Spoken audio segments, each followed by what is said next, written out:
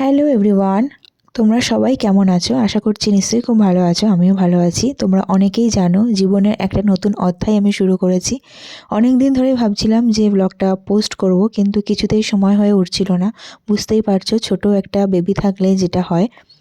যাই হোক, এটা হচ্ছে আমার পঞ্চামৃত, মানে 5 মাসের সাল যেদিনকে হয়েছিল সেদিনকে শ্বশুরবাড়ি থেকেই এই পঞ্চামৃতের নিয়মটা ছিল। যেহেতু আমি তখন বাপের বাড়িতে ছিলাম, তো তার জন্যই আমি 7টা মানে পঞ্চামৃত স্বাদ যেটা 5 মাসের, সেটা আমার বাপের বাড়িতে করে নেওয়া হয়েছিল।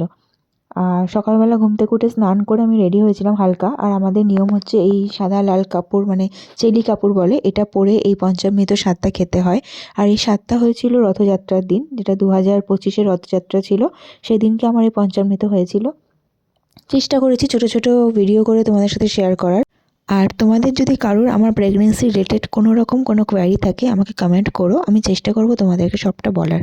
টাটা।